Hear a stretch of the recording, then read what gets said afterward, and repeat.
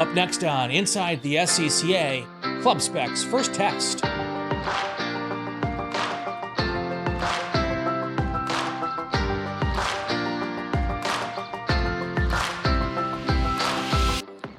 Welcome to this episode of Inside the SCCA. I'm Brian Belansky, and joining me this time in person, Dave Ogburn. How are you? Very good. Had a good day. We've had a really good day. I've had fun. I got to tell you, there are some perks to this job, and I call it a job. I don't get paid to do it. There's some perks to this podcast thing. Yeah, sure. And one of them was I got invited. I got a phone call a couple weeks ago from Jay Chapman, who is the guy at Goodyear who handles all the SCCA stuff on the sales side. Right. And he said, "Can you get to Akron?" Why do I want to go to Akron? In December. In December. Yeah. The December part played a role into today, but he said, "Well, we got the first, what we think is the first Club Spec car put together, and we're gonna test it at Akron, and we'd like you to come and help us test the car." And I'm like, "Me? Sure, absolutely, not turning that down." I think I had the ticket booked before we were off the phone. Yeah, there you go. And then I'm like, "Oh, maybe I should ask my wife if it's okay." But anyway, Dave was here, part of the test. We'll get into all of that in a bit. For anybody who's watched the show, and you have, you know my first question, and that is, how did you get mixed up in this crazy sport we love? Yeah. So I a lot of people is probably through their parents, and I'm one of those people. So my dad and I was 15. So at a car show in Richmond, Virginia, where I grew up. My dad was always into cars. We watched a little bit of racing. I was into race cars, but had never participated. Right. And we found a local autocross club had a booth, and at the car show, and so we watched the video, which may have been on a VHS, at the car show, and and it looked awesome. Yeah. My dad had a Mustang at the time, and I can't remember exactly, but we probably went to the next one. Yeah. And so I hung out for, I had my learner's permit, Sure. checked his tire pressures, all that cool stuff. And then, got to participate when I got my driver's license, and I would say that hooked it. So, Yeah. But so yeah. what year Mustang was that? That was So his was a 99 SVT Cobra. Okay. It was a convertible. Nice. It was a cool car. Yeah. But, so that's what I learned to drive stick on. Yeah. Super lucky. So today is almost kind of full circle, right? A little bit. That's kind of cool. Yeah, my dad's always been a big Mustang guy. Yeah. From there, it kind of autocross was where I got my start. Right. Still somewhat involved to this day. So it's been a while. And you've been to nationals, autocross Yes. nationals a couple times. What's your best result there? So I won twice. Won twice. I knew the answer to the question. Right. It's better coming from him than me. So I went from 2010 to 2018. Okay. And was lucky to win in 2011 and 2015. Sure. Super enjoyed it. Solo Nationals was a way when I still have tons of friends through autocross now. Road racing, a lot of people I still keep in touch with, and I'd love to go back. It's only, some family and vacation commitments that keep me from doing it. Otherwise, I'd love to go back and compete again. Well, maybe now you can go back and call it work. Maybe. And then you don't have to take vacation. That idea. I know somebody. Crossed my mind. I'll talk to him. And now you're road racing. Correct. What is your class of choice? So I race a Spec Racer Ford. Okay. So the Gen 3 and with all the upgrades, including the SADEV. So that is the current race car. I started racing a Spec Racer Ford in 2017. Okay. And it was a year of Gen 2, and then I did the Gen 3 conversion before the 2018 season. So when I bought my car, it was a Gen 2 car, but came with the kit. So Right. I did the conversion myself. It was supposed to take 100 hours. I think it took me 500 hours to do myself. I would not make very much money as a mechanic on part time. Right. But it was a cool process. I got to know the car really well. Well, I always tell people two things. One, it's always cheaper to buy a car that's done. Yes. Because when you try to build your own car, it takes time and money and stuff pops up that you don't realize. Absolutely. But when you do that, you don't have the benefit of knowing every nook and cranny of that car. So yeah, it's helped quite a bit. I took care of my own car for several years. I run with a team now. I'm fortunate to do that, and it's helped in a lot of ways. But I am very happy that I started Yeah. not with a prep shop and got to do it Sure. myself for several years. And you appreciate also what the guys on the team do a little bit more Sure. when you wreck a car or make a Yeah. mistake. I know how much it sucks to repair a fiberglass nose when it's 40 degrees outside. So it's I, yeah, I think it sucks to repair a fiberglass nose when it's 80 degrees outside. sure, yeah, it's not the most fun work. There's nothing fun about that job, Yeah, especially even, and if you're good at it, then that's a different thing. But we sure. hope to never have to do it enough to No, get good at no, absolutely. it. So, and you've had some success in that as well, right? Yeah, I have. I've gotten a lot better. So Spec Racers helped me immensely, and I think it's even helped me in my job. So I mean, anything I'm driving, I mean, yeah, it's a big learning process. Right. I think would be better if I went back to solo nationals now than when I was doing it. Back when I was seriously competing. Right. But yeah, Spec Racer, and the reason I chose it is it's a class you can't hide. Right. So I did a year in T4, enjoyed it, but it was just, a lot of the races I went to were smaller, and you race against 2, 3, 4, 5 people, and you're in mixed classes. And I really enjoy that type of car, but I knew that I wanted to be a better race car driver, Sure. and I needed to race more. Right. And through autocross and other things I've gotten to do, it's certainly needed to get faster when I started, but Sure.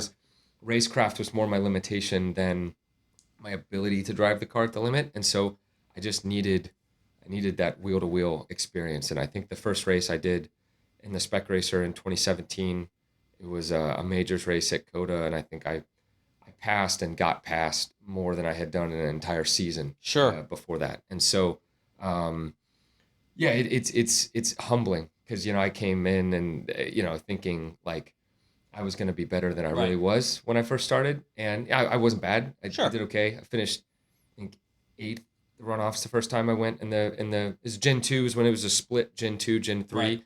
But I would say not in contention to win. Sure. It was an 8th place that was back from the lead pack. Yeah. And so there's a lot to learn, and it's again, the cars are so even, and that's what really attracted me to it. Right. That I've learned an immense amount from driving point of view, but also racecraft, and then mentally how to approach a race weekend, and how to approach the race from a mental perspective. Right. So you and I have talked a little bit in the last couple of days, Yeah. and you had mentioned SCCA social media. Yeah. And I'm not going to roll you under the bus Okay. here, but one of the arguments that happens all the time on social media Okay. is, does solo help you? Does autocross help you when you go wheel to wheel?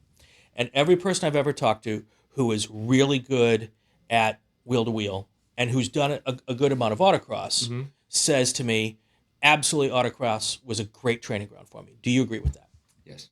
Okay. Yeah, and I think so. I've started 3 years ago. I started driver coaching and Right. started kind of organically through Spec Racer Ford, helping people that I run on the same team. Started with asking me for a little bit of help, and then sort of became like a real side business, and has really helped me stay in racing. But I see it from a lot of different perspectives of the way that I was taught to drive, the way I learned, and through what I'm doing now with helping others. I came from that autocross background, and so what I see from the drivers I work with that don't have the autocross background or something like that is the car control and the ability to feel comfortable getting to the limit of the car. If you think about, if you start, I have guys I work with that are, a little bit older, and there's whether it's a Spec Racer Ford or some faster vintage cars. And if you've never been on a racetrack before, hopping into a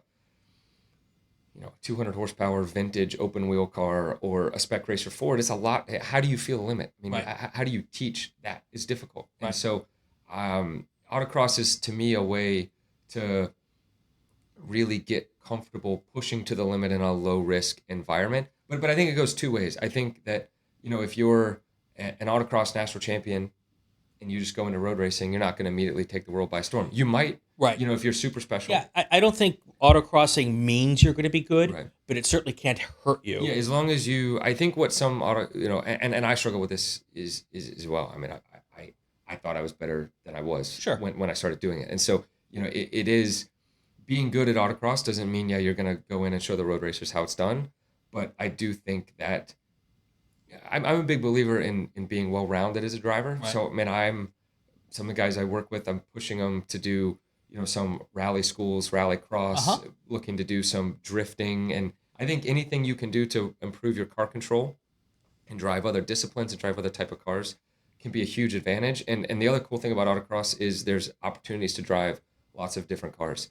Right. So, you can go to test and tune days. If you get some experience, you can become an Evo instructor, and Sure. you get road racing. Nobody hangs out after the weekend and says, here's the keys to my GT1 car, go rip some laps. But at autocross, I've done things at Solo Nationals on the test course where it's like, hey, can I drive your car? You drive mine, or I'd like some help with this. And you hop in and you get a few laps in a car that, you otherwise wouldn't have gotten to ever experience. And I think all that builds the database, builds your experience to improve as a driver. I've also noticed anecdotally, because I have no scientific research in this, but it seems to me that when people who've road raced a lot then go try to do autocross, they struggle. Yeah. And I feel it's also the same way as people who've road raced a lot who then go sim racing struggle. Sure. Kind of the same idea. Is that kind of the experience you've seen too? I don't know. I guess it's hard for me to say as much because I came the other way. Right. So I haven't seen it as much. I mean, certainly on the sim racing side. So I do some sim racing, but I'm not particularly great at it. I'm getting better. Right. But it is a different skill set, and it's you have a lot of options to tune your equipment and get different equipment to make it work better for you, which is somewhat analogous to tuning a race car. Sure. I think the visuals of autocross are challenging when you're a road racer. To go from this big open expanse and you've got time to make. I think the manic nature of autocross is, it also pushes you to, in some ways, overdrive the car. In autocross, you're probably better off overdriving a bit than underdriving, or in road racing, it might be a little bit the opposite. Right.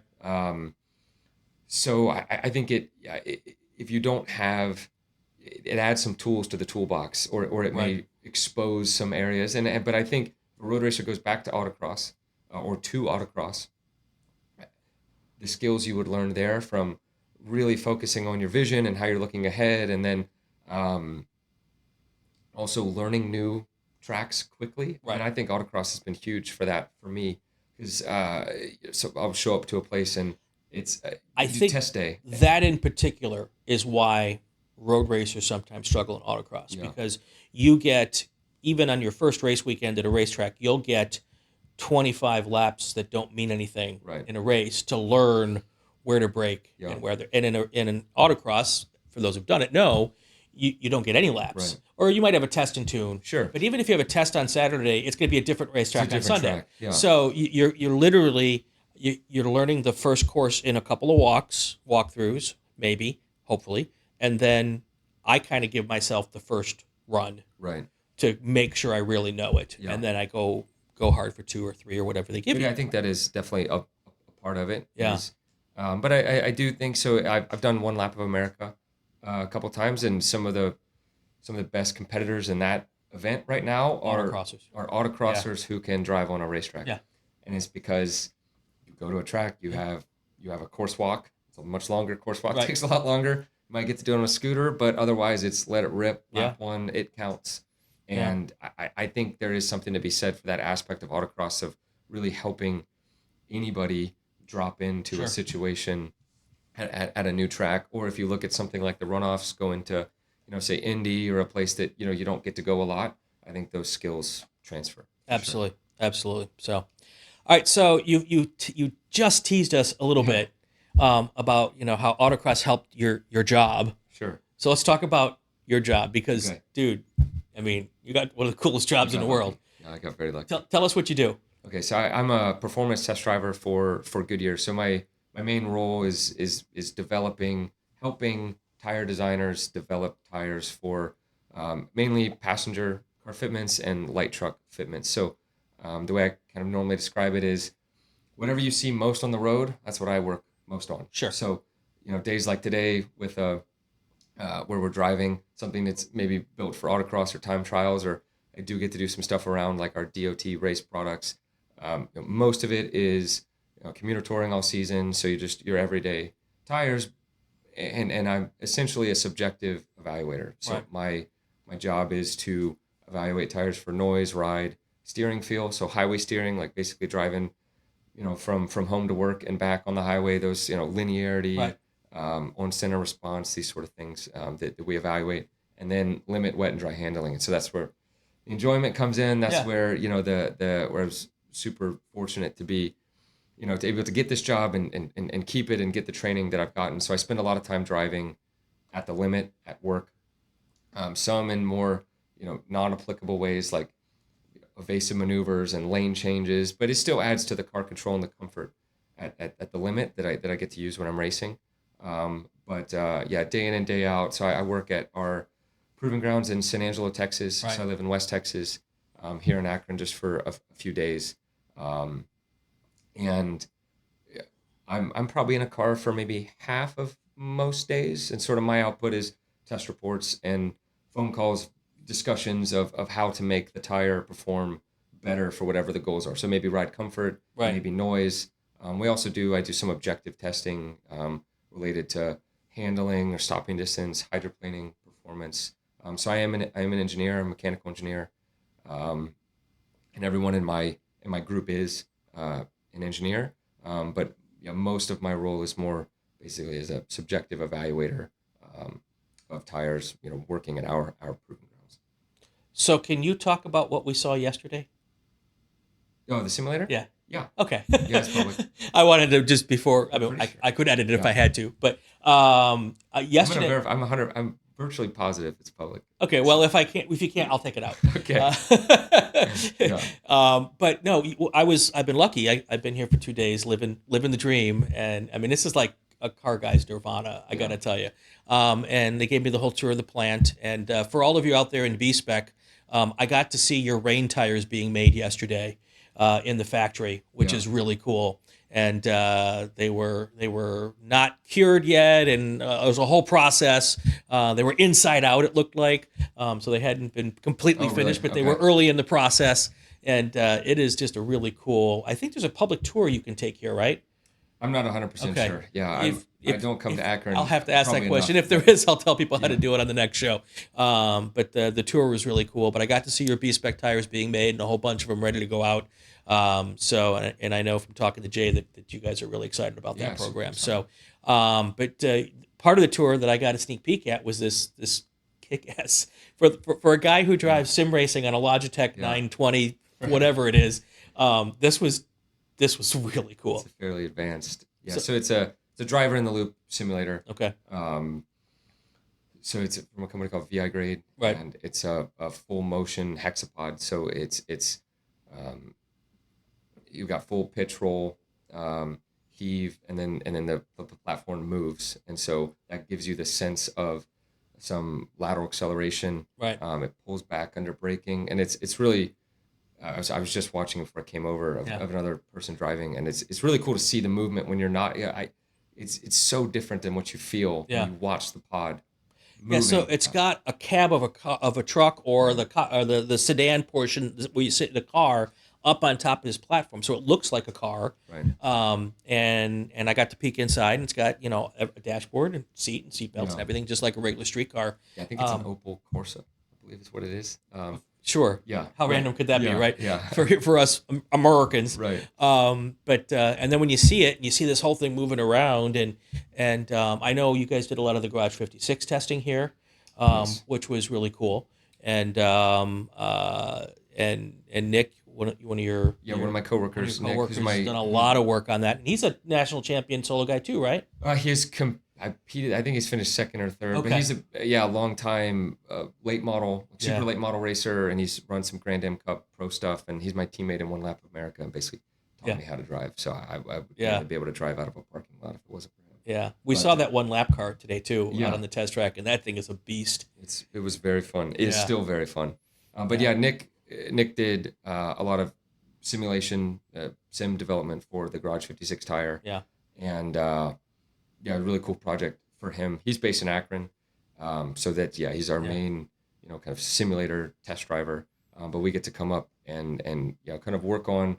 So basically, like a driver correlation, so it's working on my role as the driver in that, and then work with the team of engineers is kind of the feedback that I get from the car and how to improve the feel that we get and the sensory inputs. There's so much stuff to tune, and Nick is put an immense amount of work into making it very usable. So it's a cool tool that that's pretty awesome. It's an ongoing big development project. So what's a day in the life of a test driver look like? So I take my kids to daycare, and then my wife also works for Goodyear, so we both work at the Proving Grounds in San Angelo. Nice. So that makes commuting easy. Makes it slightly easier. Yeah. But so I'm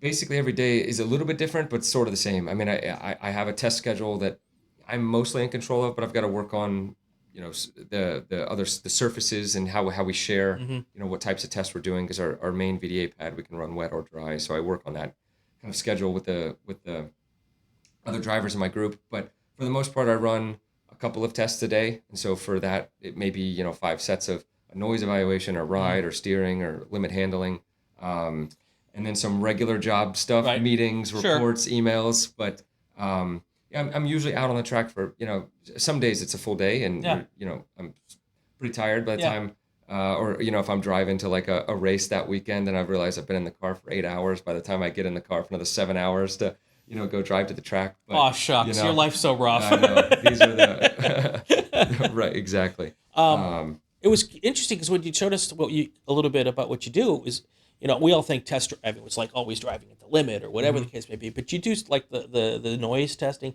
It sounds almost boring, but it sounds fascinating too, right? I mean, it's not comparatively not the most boring. Exciting to the part that most of the people listening to this podcast will like. Right. But so we, for the most part, most important from a performance point of view for our tires is to perform well on the road, and what we notice is ride comfort and how they sound, and may, depending on your experience level, we may not be able to describe in the way that I hopefully can, considering it's my job of like what the tire steers like.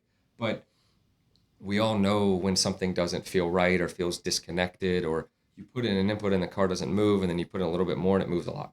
So no matter how much experience you have, you'll know when it doesn't feel correct, or it's not something that you like. And then when we get into the limit handling, that's more from a safety aspect. And so, we're trying to make sure that the tire has the appropriate amount of grip, has a safe balance, has, a progressive breakaway to sliding. But, pretty much every program I work on has, a significant aspect of the sort of everyday driving. And that's the majority of what we tune, unless it's for wet handling targets, wet performance, braking and handling. So obviously there's a safety aspect there, but then also a performance aspect as well, depending on the category tire. So while I was waiting for you to come over, I was on the Goodyear website looking up jobs for test driver. I didn't see very many there. No, there's not a ton. Those will get scooped up fast, don't they? They do. if they're ever available. Yeah. Because I'm guessing it's not a job you quit, right? It's when you get it, you want it, right? Exactly. Yeah, we don't have a ton of turnover. I bet. So I got very fortunate. So I worked at Honda. So I have a lot of awesome friends from Honda. I was a part of their Team Honda Research.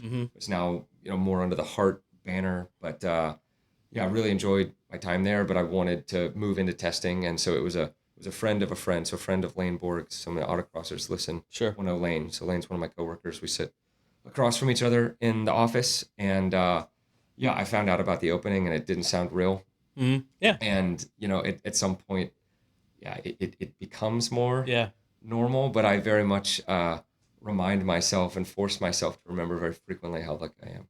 I mean, it's a perfect example of, my guess is you wouldn't have that job if your dad hadn't stumbled across an autocross at a car show. 100%. And gone to that first one with that 99 Mustang. Yeah, because that set the hook. That started the whole process down the road. Yeah, and a lot of the people we hire are fresh out of college with some driving experience, enough to be really interested, but it's somewhat easier to train someone that doesn't have a huge driving background. Right. It doesn't mean it's not, it has to be one way or the other, but a lot of the drivers that we do bring on are maybe less experienced than you would think, but our training process is pretty intense, and so Sure. it was pretty much 2 years of constant driver training, Right. which was I wasn't complaining. No, So, no. it made me immensely better. So I Exactly. started Goodyear as a very average Yeah. autocrosser, and at whatever level I Oh, am or now hold get on a to, second. Were you a national champion autocrosser before you came to no, Goodyear? Oh, okay. no, definitely not. Wow, that's cool. So we all have to get a job at Goodyear to win a national championship. Right? Yeah. All right, that's my job. That's my goal now. That's my goal now. Um, let's go now to why we're here. Sure. SCCA a year ago announced they were going to do this club spec thing, put out a bunch of surveys, and from the response to the surveys, they came up with two cars. So there's a spec club spec MX-5 and a club spec Mustang, and they put the two cars together. I'm really compressing a long Sure. process into 30 seconds here, folks. But those who've been following along know that. And the end result of all of that stuff was that they were going to go with the S197 Mustang, which is what, 2005 to 12 or something like that. Yeah, or somewhere in 9 or 10. yeah, Something in that there. range. And then the MX-5, spec MX-5. Basically, the Mazda is a lot like the spec MX-5 road race car. Right. The package they put on that. And the theory of the thing is to make something attainable, make something easy to put together if you've got the car or if you go out and get the car. The cars aren't terribly expensive. The package is relatively inexpensive. And it's a really easy way for people to get into what will be competitive because you're going to be racing all against the same cars. And that takes a lot of the long-term money out of this sport. Sure. And when they put the package together for the Mustang, they got into contact with Goodyear, and you guys decided to be the spec tire for it. And then you all had a car in San Angelo. Right. Yeah. That you have spent a spent lot of time in. A lot of time in when I was training. Yeah. So it was Noah Feldstein who's a tire designer here at Goodyear. Some of you guys may know, autocrosser as well. And Noah pinged me immediately, like, hey, you guys still have that 2005 Mustang in San Angelo? And we've been talking about kind of employee engagements, these sort of teams like Honda, things that Toyota does in One Lap of America, as we constantly talk about, these sort of activities. Sure. But anyway, pinged me, and then Jay Chapman, who we mentioned earlier, reached out of like, could we do something with the car? So I kind of ran it up the flagpole within the Proving Grounds, and it's it's a car we don't use a ton anymore. It's a 2005 Mustang, and I think 3 days later it was on its way to Akron and on its way to a shop to get prepped as a club spec Mustang. So it was really cool to see. I have spent time working with the Automobile Corporate America over the last couple of years, and it's been my experience that nothing happens fast in this world. Yeah. How did that happen in 3 days? I think Jay made a lot of phone calls. I don't know. My main role was getting the car up here, so I went and found it, took some photos. It was still in good condition. It happens to be yellow, which is perfect. And so we got it cleaned up and shipped up here. So and then Dan Dennehy Rodriguez, who is one of the marketing guys at SCCA. I think he was part of the group that found the garage to do the work on it. Okay. And he and one of the people from that group, and I apologize, I don't remember the name of that garage. I probably should, because they probably would like some credit. Atomic Autosport, right. They got together, and in the course of a weekend, they bolted on all the parts. Right. And for the car, and the Mazda, or the Ford package comes from Strano, it has shocks, coilovers all the way around, brakes all the way around. It has the strut bar tower. The only thing that we don't have on this particular Mustang on the initial prep package is the camber plates to make the camber adjustable. So it's basically as maxed out in the camber. It's a little light on camber, which you can kind of feel. But of what the stock adjustments give you. So you've got lots of time in this car before all this work is done. It was not one of my favorites, but it was why fun. not? So tell me why not before we get to this. So I mean, it's little bit of a pig, a lot of understeer. But we typically always drove it on more like an all-season tire, and Sure. so I think as we've probably mentioned, I'm a little bit spoiled in Yes. some of the cars I've gotten to drive. So, but we had a lot of good lap time battles, other test drivers Sure. comparing data. So I have a lot of good memories Okay. from that car, and luckily we didn't break it. Otherwise, we wouldn't have gotten to drive it again today as a club spec. But and it was not for a lack of trying. I So promise. what's interesting though is now this car is probably, my guess, driven harder than most cars. Oh, without a doubt. Yeah, it is 18,000 miles all at a proving grounds. That's a Yeah. lot of So miles. so it's basically been driven hard for 18,000 miles. Yeah. And it's By still people learning how to be test drivers. Exactly. So not even just, it's not Exactly. like, it's not by only driven by professional drivers that can take care of a car. So the point I'm trying to make is that, I drove it today, Yeah. and it felt like it was we just all beat on it. just as good as it would be if it a fair wouldn't point. be driven all that time. So, so now that you've driven it today with all the package on it, you just described the car as kind of a pig. Is it more gazelle-like now? Yeah, slightly. Yeah, it's just quite a bit. Honestly, it surprised me. Okay. Yeah, That's good. I did enjoy it. So it's we have an autocross course. So one of our handling tracks or handling courses that we run for normal evaluations, and you both got to drive it today at our test track in Akron, and so it's again a significantly flatter platform, and I think it has a nice safe balance, a little bit more understeer than I might choose right now, but so that's probably a little bit due to I think the camber will help significantly. Right. But it's got tons of power on traction. You get good V8 noises, and Yeah. the tire's very responsive and progressive in the way it slides, so you can really control it. We did a little bit of drifting today, and had some fun, and I Yeah. thought you could really, one thing one of my favorite things in autocross, what I always wanted to be good at was slaloms, and so you really got to attack the slalom. So we had a 4-cone 80-foot Yep. slalom that we got to run today, kind of pitch it into a sweeper. So it's important for the car to change direction well, and then have a good balance when we get into that steady state corner. And I think overall it definitely transforms the package. So you got big wide tires, a good wheel to support it, and then the spring and damper package, is overall, affordable. Right. But I think it does enough to the car to really make it a good starting platform. Yeah. So there were professional drivers here today driving this car. I was kind of the anti-Stig Yeah. in this process. I am the everyman, or maybe even less than the everyman. And all of my experiences in low horsepower cars. Okay. So Formula Vs, sports Renaults, Honda Civics, Honda CRXs. So this is the first really performance rear-wheel drive V8 type car that I've ever driven. Sure. To the point where I could have real fun with it. Yeah. And that was the one thing I noticed was I was able to get it to drift, not drift, but to be loose without breaking, without breaking away. And I was able to bring it back without much, and I'm not the professional test driver. Sure. So I found that it was really forgiving, really understanding. It was really easy for me to learn where that limit was. Yeah, and I think that makes there's a lot of sense in kind of part of the ethos of the class, and that it is approachable. And it didn't have a lot of front end bite, which I think what you're talking about will help with when those camber plates come on. Better and turn a little bit better through the center.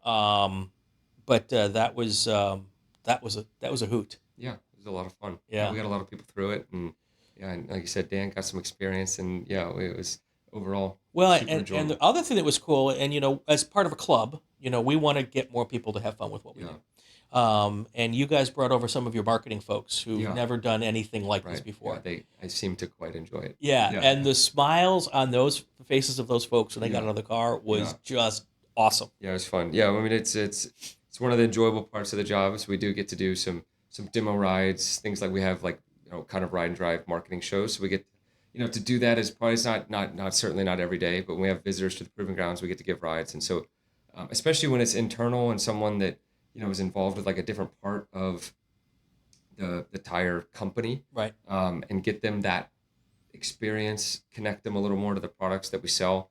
Goodyear's a big company, so I'm a little tiny part, and I see my little tiny Sure. part, and there's a lot to it, to the big business Yeah. that I'm not a part of.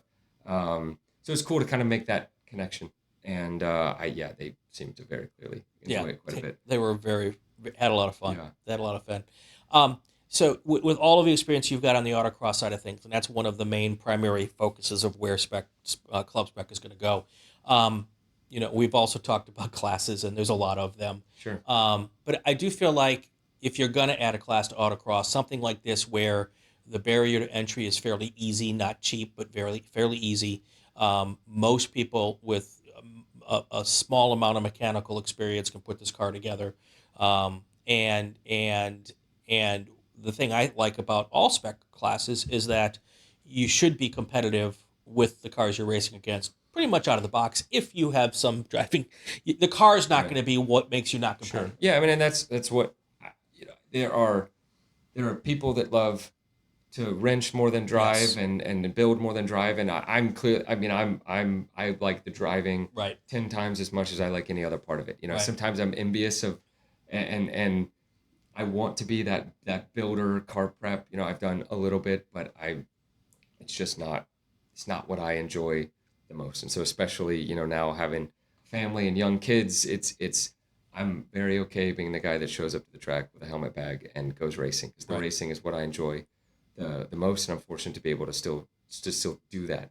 But what attracted me to the Spec Racer Ford is, I think, similar to what would attract someone to the Club Spec, whether it's Mustang MX-5 or the SSC class within autocross, is the ability, if you want to develop as a driver, there's no better way Right. than getting beaten, Right. and getting, finding out that someone, in the same car, they're faster than you. And that's how I learned at work. It's a lot of what I've been able to do is, you have same driver, same car, back to back, and there's nothing to hide. And when you look at the data and someone is either braking later than you or rotating the car better and carrying more entry speed and still getting out of the corner faster, well, guess what? That's you, not the car. And, Sure. And I enjoy that aspect of it, because that's what I, want to improve on and want to continue to get better at. So I think for anybody that really is in it more for the driving, and you still get to, put a car together, and there's Right. some tunable items, but I think it's a good option for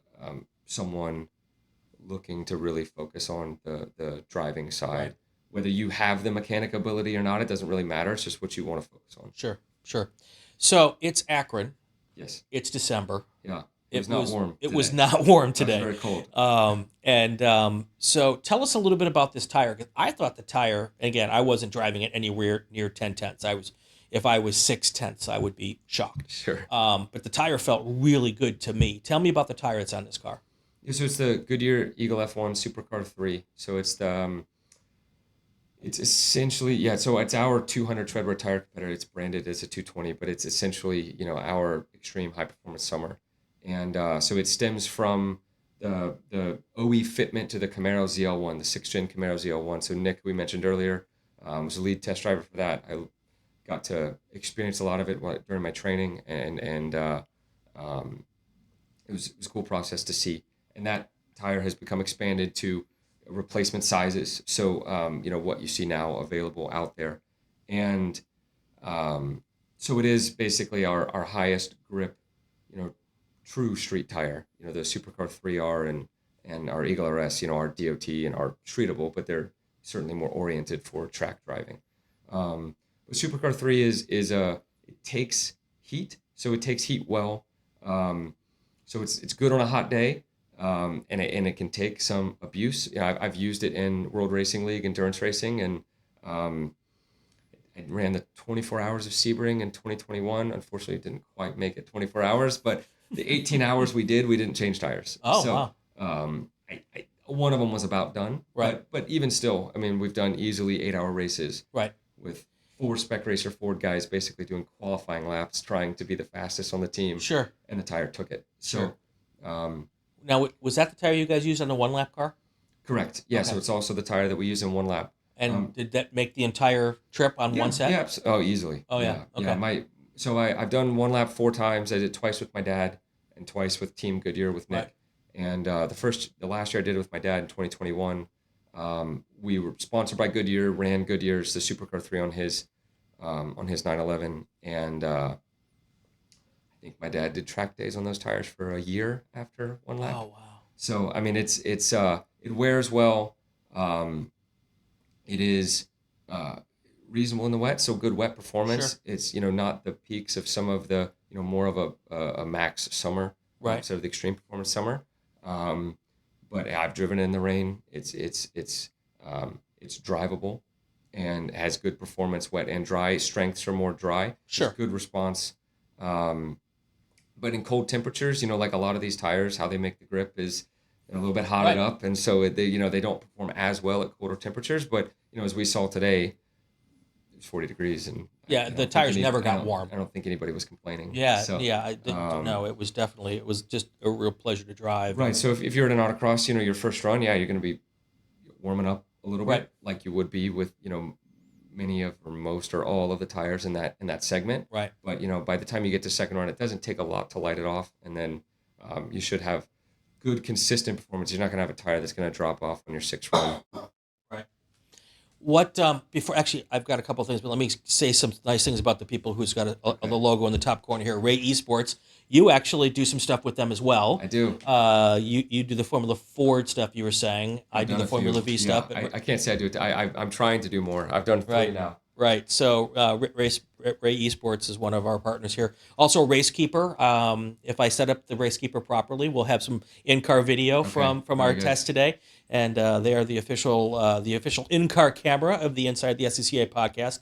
And then, of course, the next logo that will pop up, you'll recognize it's the Goodyear logo.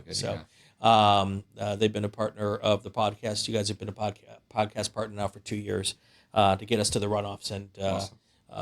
Really great to work with you guys and all of that. So what's next for Dave race wise? So still planning to run the Spec Racer Ford next year. No real changes there. And then I race in World Racing League. You're downplaying. You came in second at the runoffs, man. Yeah. Okay, so the plan next year is to win. Okay. That would be, but it's super hard. I mean, my goal, when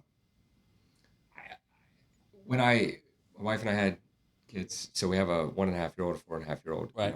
I just wanted to keep racing. Sure. So right now, in I think kids have helped me a lot in enjoying racing and not so focused on the results. So my goal is to have a lot of fun next year, like I did this year. And if some of that comes with results, I'm still ambitious. I still have things I want to do. Sure. I do want to win the runoffs. Yeah.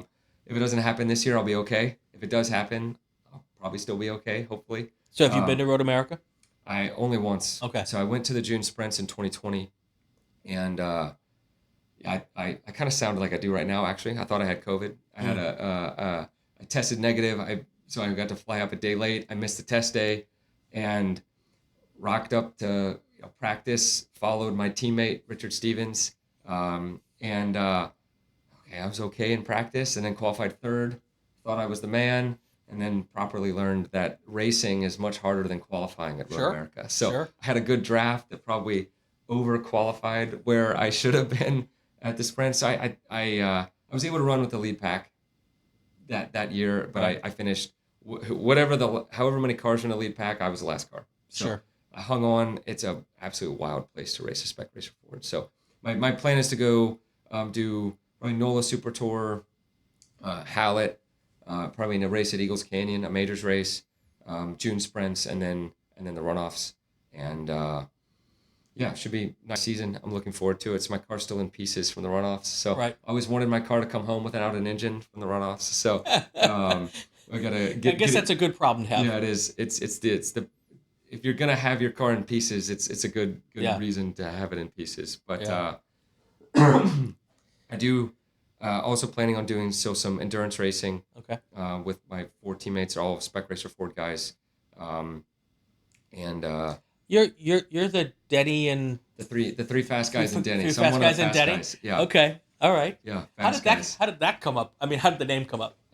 So it's, we have a group text, and we were talking about doing the first race, and we were shooting off names, and mostly they were not appropriate. And Of then, course. Which are the best? and then I tossed in 3 fast guys and Denny as a joke, Yeah. and everybody loved it, and it stuck. And How did Denny feel about it? he thought it was hilarious. Okay, good. Yeah, it helps him too, Yeah. because then everybody gets to tell him like, hey, but you're actually fast. So Exactly. he gets a little bit of Yeah.